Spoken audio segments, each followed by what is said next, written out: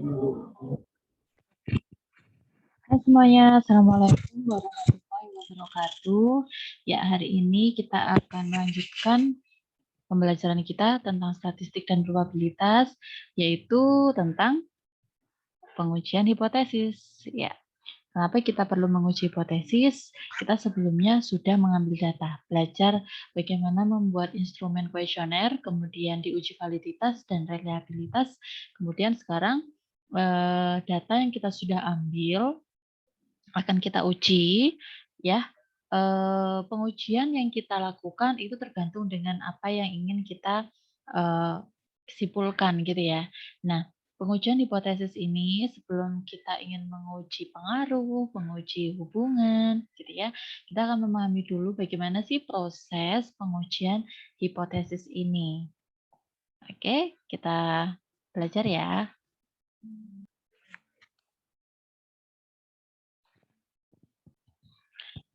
Baiklah, apa itu hipotesis? Yang pertama, kita perlu memahami apa itu hipotesis statistik, ya.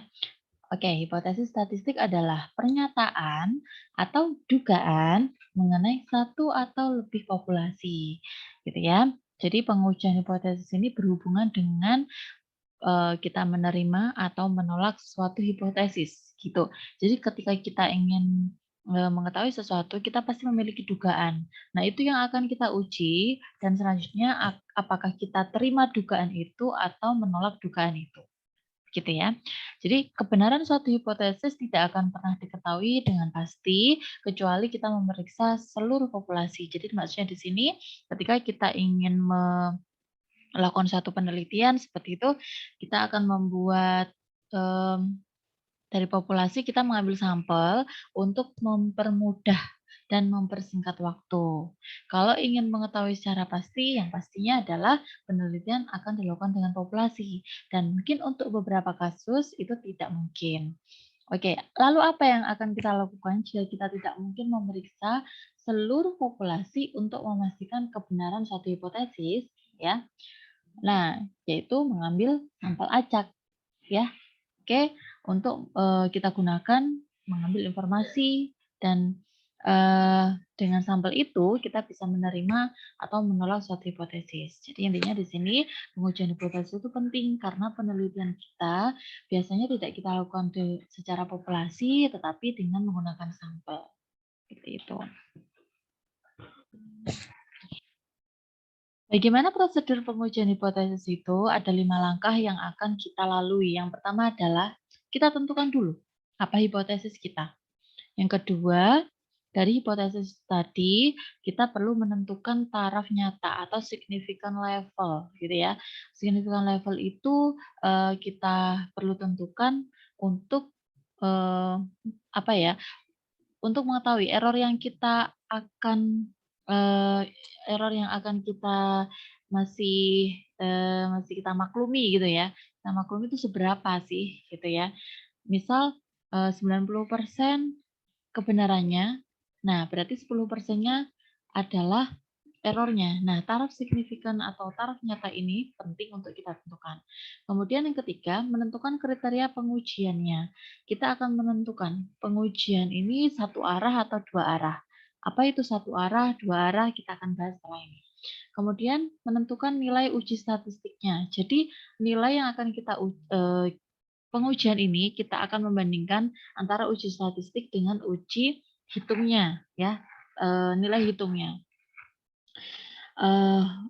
Jadi ada nilai tabel, ada T tabel atau Z tabel, nanti kita bandingkan dengan Z atau T hitung. Nah, apa itu? Kita akan belajar setelah ini. Setelah itu kita bandingkan dan kemudian kita simpulkan apakah hipotesis yang kita tentukan tadi kita tolak atau kita terima. Oke, ini contoh saja bagaimana sih maksudnya Bu Lilis ini pengujian hipotesis gitu ya. Ini ada contoh sedikit. Di belakang banyak ya nantinya ya. Oke, langkah pertama kita perlu menentukan uji hipotesis kan begitu ya. Ada hipotesis awal, ada hipotesis alternatifnya. Biasanya kita simbolkan hipotesis awal itu adalah H0. Kemudian yang kita harapkan itu namanya adalah hipotesis alternatif, yaitu H1 atau HA, H alternatif. Oke, kemudian contohnya ini. Sebelum tahun 2015, pendaftaran ulang mahasiswa STMIK Asia Malang dilakukan dengan pengisian formulir secara manual. Pada tahun 2016, BAA STMIK Asia Malang memperkenalkan sistem pendaftaran online. Seorang staf BAA ingin membuktikan pendapatnya bahwa rata-rata waktu pendaftaran dengan sistem online akan lebih cepat dibandingkan dengan sistem yang lama. Untuk membuktikan pendapatnya, ia akan membuat hipotesis awal dan hipotesis alternatifnya. Jadi, kita perlu menentukan dulu nih hipotesisnya.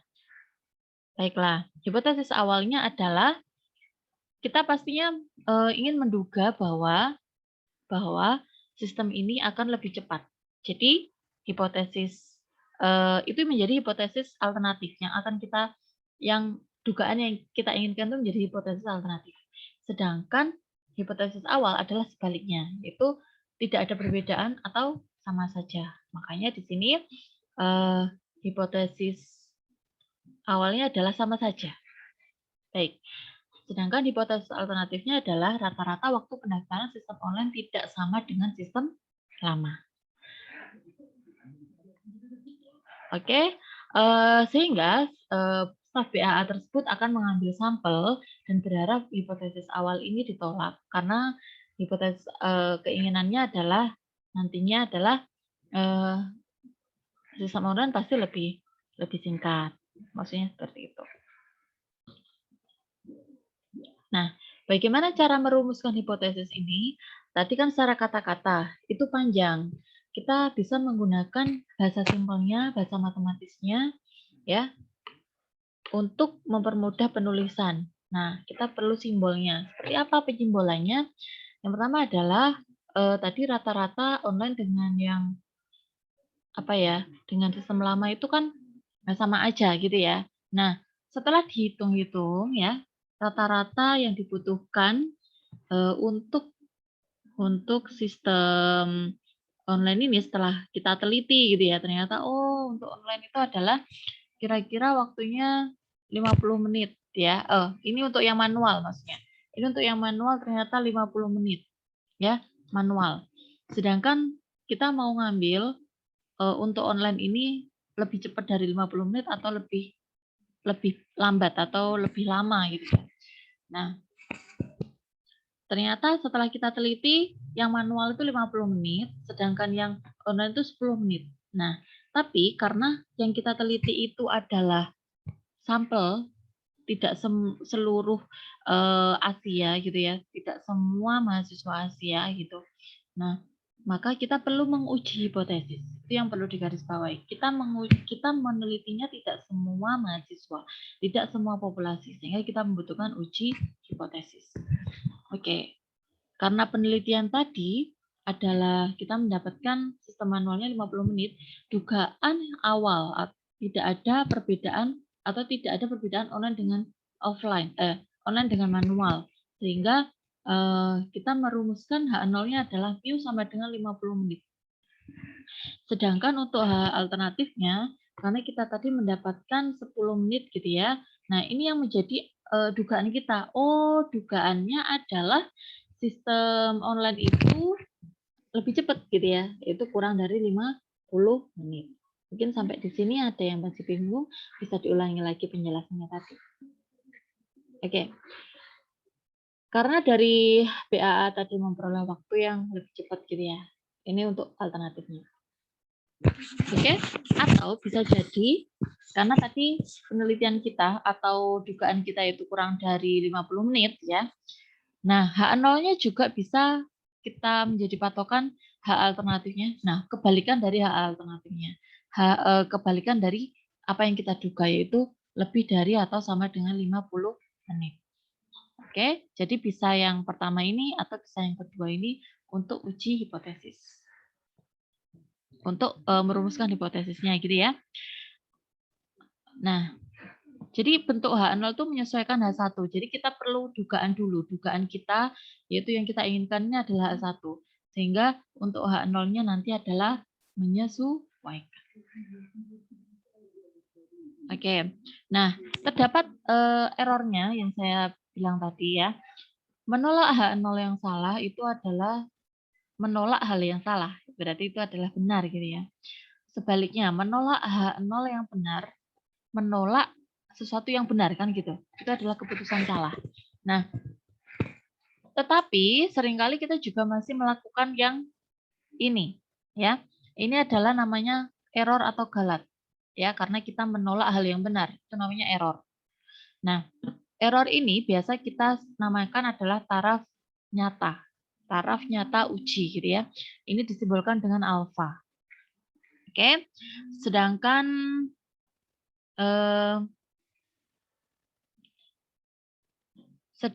yang ini beta gitu ya. Nah, pada intinya adalah kita perlu taraf nyata, entah itu alfa, entah itu beta. Ya. Oke. Kemudian selanjutnya apa yang akan kita fungsikan alfa dengan beta ini, kita lanjutkan penjelasan kita. Oke, langkah kedua. Setelah merumuskan hipotesis, tadi sudah merumuskan hipotesis. Sekarang kita perlu menentukan taraf nyata atau significant level. Nah, mau uji satu arah atau mau uji dua arah. Nah, apa itu ya? Uji satu arah, uji dua arah gitu ya. Oke, ini adalah hipotesis yang kita rumuskan. Ya, bisa ini atau bisa ini, ya. Bisa sama dengan atau kurang dari sama dengan, tergantung apa yang H1 yang menjadi H1, apa yang menjadi dugaan kita, apa yang menjadi dugaan dari data sampel tadi gitu ya. Nah, sekarang ini mu0 itu adalah semua rata-rata yang diajukan gitu ya. Oke, penggunaan di sini kita perlu menggunakan tabel Z atau tabel T. Ya, tergantung ukuran sampel. Z itu untuk sampel yang lebih dari 30, sedangkan T itu yang kurang dari 30. Nah, data-data yang perlu kita gunakan pada saat uji hipotesis itu adalah simpangan baku dan juga rata-rata. Simpangan baku dan rata-rata. Dua itu yang kita perlukan, yang perlu diketahui gitu ya dalam menguji hipotesis ini. Oke, kita lihat di sini ada kurva normal ya, di mana kurva normal kita tahu ini ada semacam lonceng terbalik gitu ya. Nah, tempatnya signifikan level tadi adalah ini ya, luas dari daerah kaki ini. Kalau uji satu arah, kita akan mengujinya dengan signifikan levelnya hanya di satu arah kaki, di kaki kiri atau kaki kanan.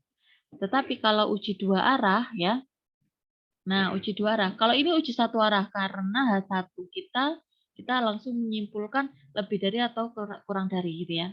Nah, kalau arahnya lebih dari, berarti nanti daerahnya adalah di kanan. Kemudian kalau daerah uji kita adalah kurang dari, karena sesuai data kita itu adalah ternyata hasilnya kurang dari gitu ya, dari nilai yang kita tentukan, maka ujinya adalah di kaki yang sebelah kiri. Gitu. Ini uji satu arah. Sedangkan uji dua arah, bentuk hipotesisnya itu adalah pokoknya tidak sama gitu ya, tidak sama dengan entah itu kurang dari atau lebih dari. Nah, jadi kita tidak bisa langsung menyimpulkan nanti kurang dari atau lebih dari. Nah, bentuk daerah kritisnya seperti ini, yaitu di kaki kiri atau kaki kanan. Bedakan. Di sini taraf signifikannya akan dibagi dua, ya, alfa per 2. Seperti apa ya itu ya? Kita akan mempelajari lebih lanjutnya di contoh. Kita ingat kembali ya, jadi tentukan dulu hipotesisnya, tentukan dulu signifikan levelnya. Oh ini tadi, oh ya. Kemudian tentukan uji hipotesis, mau uji satu arah atau dua arah, tergantung hipotesisnya tadi ya. Kemudian kita akan menyimpulkan, kita akan tentukan titik kritisnya itu ada di mana, di kaki kiri, kanan, atau di tengah gitu ya. Kalau di tengah adalah penolakan. Kemudian kita akan menyimpulkan. Oke, baik. Nah, ini adalah uji statistik yang kita maksud rumusnya. Oke, kita keep dulu. Ini rumusnya. Terus kita akan apakan gitu ya. Oke, kita apakan. Nah, contohnya ini. Contoh ya, ini 100 nasabah bank ketika kita teliti, ternyata melakukan penarikan itu per bulannya kurang lebih $495. $495 itu kalau diuangkan kira-kira 5 jutaan lah ya, 5 juta rupiah ya. Kemudian simpangan baku. Nah, saya sudah bilang tadi data yang kita butuhkan adalah butuh rata-rata sama simpangan baku. Nah, ini dua hal yang wajib. Simpangan bakunya adalah $45 dengan taraf nyata, taraf nyata atau alfanya adalah 1%. Ujilah. Yang pertama adalah kita akan uji adalah apakah rata-rata seluruh nasabah menarik melalui ATM kurang dari $500 per bulan? Itu pertanyaan pertama. Yang kedua, apakah rata-rata nasabah menarik melalui ATM tidak sama dengan $500 per bulan, gitu ya? Oke, kita akan melakukan uji ini.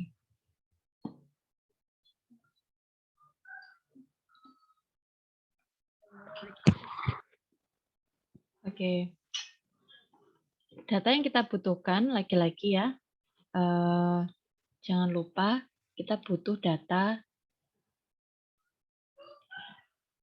rata-rata yang mana kita ketahui ternyata dia mengambil ATM-nya adalah 495. Kemudian simpangan bakunya ternyata adalah $45 tadi, taraf signifikannya 1%, kemudian jumlahnya sampelnya adalah 100 tadi ya. Kemudian yang ditanyakan adalah apakah tadi rata-ratanya kurang dari $500. Kalau sesuai apa yang kita ambil data tadi, ternyata 495 gitu ya. Nah, maksudnya di sini apa benar kurang dari 500 gitu ya. Kalau sesuai sampel langsung kita simpulkan ya kurang dari, tapi karena ini ingat lagi karena penelitian kita harusnya untuk seluruhnya dan kita ambil sampel aja, kita perlu uji hipotesis. Nah, pertama adalah jangan lupa kita membuat hipotesisnya dulu ya. Karena dugaan kita ya, dugaan yang pertama adalah apakah rata-rata tadi itu adalah kurang dari 500. Nah, berarti H1-nya adalah mu kurang dari 500. Maksudnya mu itu adalah rata-rata. Kemudian H0-nya adalah sebaliknya. H0-nya mengikuti apa? H1 yang kita tentukan tadi, yaitu mu sama dengan 500 atau mu lebih dari sama dengan 500, ya. Ingat-ingat, H0 itu kebalikan dari H1. H1 itu sesuai dugaan kita, sesuai apa yang kita peroleh datanya. Kemudian yang kedua adalah kita tentukan statistik ujinya. Karena sampelnya 100, yaitu sampel besar, kita menggunakan uji Z. Nah, inilah tadi rumus yang kita keep tadi ya, yaitu Z sama dengan tadi. Nah, ini perannya statistiknya di sini. Kemudian ujinya satu arah atau dua arah. Kita lihat lagi hipotesis kita. Ternyata mintanya kurang dari, langsung straight itu kurang dari gitu ya. Nah, berarti itu adalah uji satu arah ya, arah kiri atau arah kanan, pokoknya satu arah aja gitu ya. Nah, kemudian taraf nyatanya berapa, yaitu alfa 1%. Alfa 1%. Nah, gimana caranya? Nah, wilayah kritisnya berarti adalah kita cari dulu Z 0,01, yaitu Z kurang dari, ternyata adalah Z kurang dari minus 2,33. Nah, bagaimana cara ngetes minus 2,33 ini?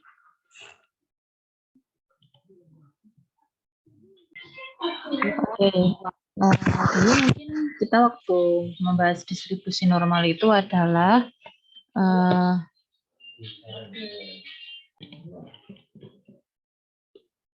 kita harus karena ini adalah menentukan luas dari kurva gitu ya. Kurva normalnya itu yang di sebelah kiri dengan luas 0,01, sehingga kita harus mencari nilai yang ada di dalam tabel ini. Kita harus menentukan 0,01. Seperti itu ya dalam menentukan Z tabelnya. Di sini sayangnya tidak ada 0,01 di mana ya? Oh ini, yaitu letaknya adalah di 0,001. Oh salah saya, 0,01 harusnya.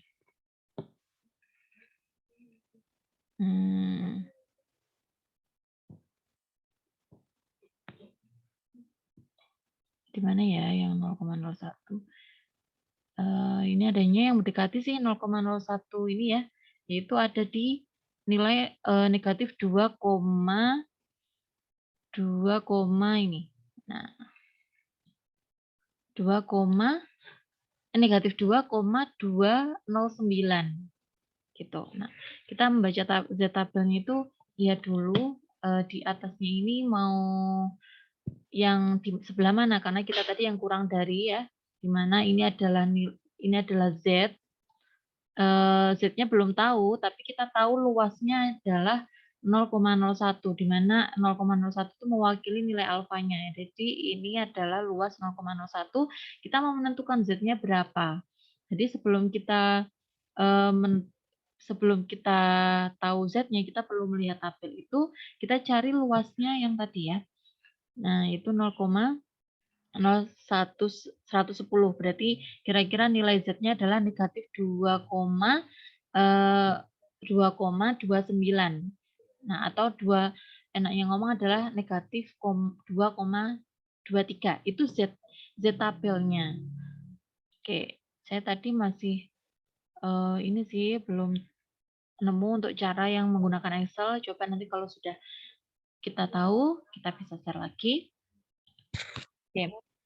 Baik, itu tadi menentukan Z tabelnya ya. Biasanya kalau dari saya itu menentukan Z tabelnya itu sudah diketahui di pertanyaan, sehingga kalian hanya mencari Z hitungnya. Nah, oke, Z tabelnya adalah ini asumsinya sudah diketahui dari pertanyaan ya, biar kalian tidak ribet juga. Oke. Kemudian kalau sudah tahu Z tabel ya negatif 2,33, gimana? Kemudian apa yang kita akan lakukan?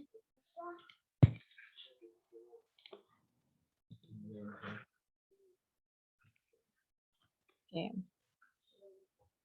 Ya, ini maaf ya tulisannya ini adalah luas daerah di mana ini ya luas daerah yang saya maksud ini adalah 0,01 yang maksud saya adalah taraf nyata tadi. Nah, kita akan mencari nilai Z hitungnya sekarang. Z tabelnya kan sudah ketahui ya. Sudah tahu itu negatif 2,33 tadi. Ini Z tabel namanya. Kemudian Z hitungnya gimana cara mencari? Itu dengan rumus Z sama dengan X bar itu adalah nilai rata-rata yang dalam nilai rata-rata data sampel tadi dikurangi dengan apa yang menjadi pembanding dari pertanyaan tadi itu adalah 500. Kemudian ini standar deviasinya adalah 45 dan banyaknya sampel adalah 100. Sehingga kita akan mendapatkan nilai negatif 1,11, di mana letaknya negatif 1,11 itu adalah di sini ya. Di sini adalah negatif 1,11. Ini Z hitungnya. Berarti apa yang dapat kita simpulkan yaitu ini merupakan daerah penerimaan H0, sehingga oke, H0 diterima ya berarti ya.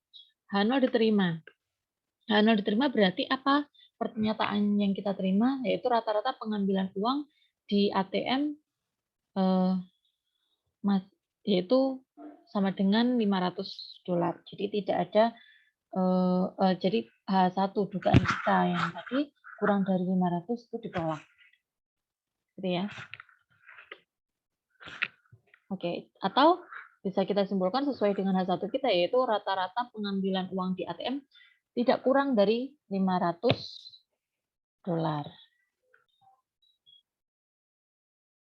Oke, kasus 1 sudah selesai. Kemudian Nah, ini untuk uji T itu adalah uji di mana sampel kita adalah kurang dari 30. Rumusnya hampir mirip ya. Rumusnya hampir mirip, tidak perlu dihafalkan. Kita cukup tahu alurnya dan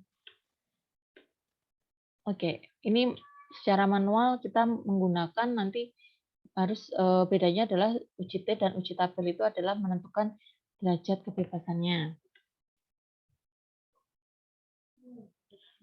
Oke.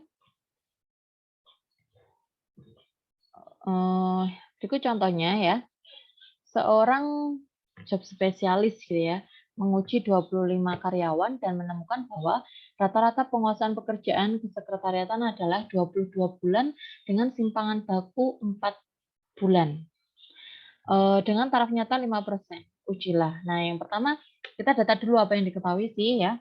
Yang diketahui tadi rata-rata kerjaannya adalah 22 bulan. Kemudian kita mau membandingkannya adalah dengan 20 bulan. Kemudian standar deviasinya adalah 4. Ini ya standar deviasinya. Kemudian taraf nyata 5%.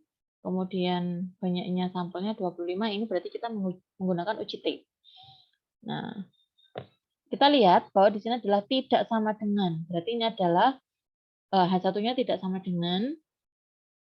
Ya, H0-nya adalah sama dengan. Kemudian kita tentukan dulu ini uji satu arah atau dua arah, yaitu uji dua arah. Oke, yaitu uji dua arah dengan taraf nyatanya 5%, berarti kita perlu membagi menjadi dua. Jadi 0,025 ya, kita bagi dua karena ini uji dua arah. Jadi ada kaki kiri dan kaki kanan nanti. Kemudian, oke, yang di sini kita perlu menentukan derajat kebebasannya, yaitu sampelnya tadi 25 dikurangi 1 yaitu 24. Kemudian wilayah kritisnya yaitu dengan uji derajat kebebasan 24 dan ujinya adalah 2,5%. Sehingga kita punya T-nya adalah kurang dari negatif 2,064. Ya. Oke. Di sini posisinya T hitung. Ini T tabel, maaf. Ini T tabel itu negatif 2,064 dan 2,064 gitu ya. Oke, mungkin masih ada yang bingung tentang mencari T tabel ya. Yang pasti ini luasnya adalah tadi berapa? 2, ya, 2,5%. Karena taraf uji kita adalah 5%, sehingga luasnya daerah kaki di kanan dan maupun kaki kiri itu adalah 2,5%. Atau berapa itu? 0,025.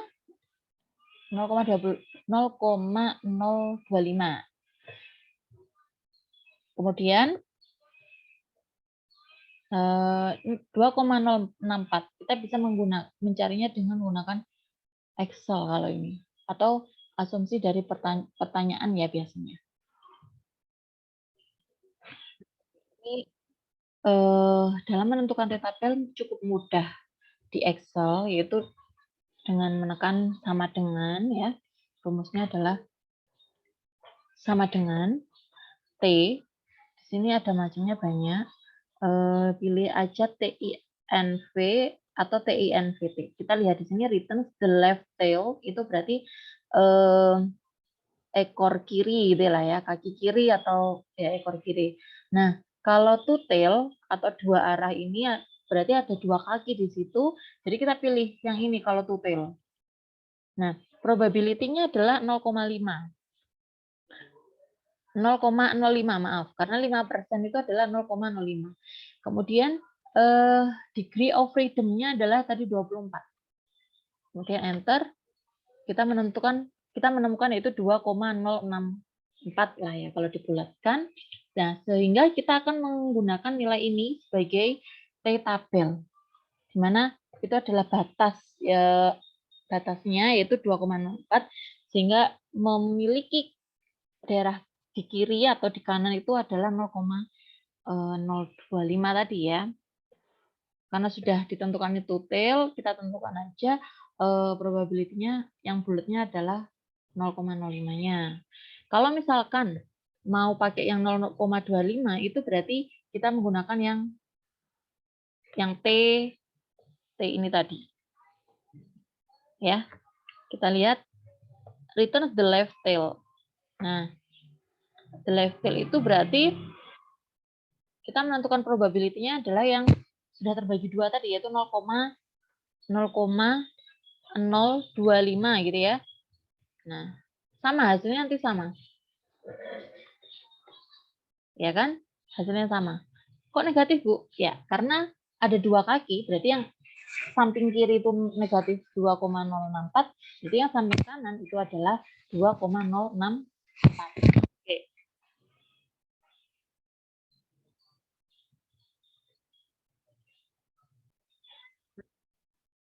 Oke, jadi seperti ini tadi ya, sejarahnya bagaimana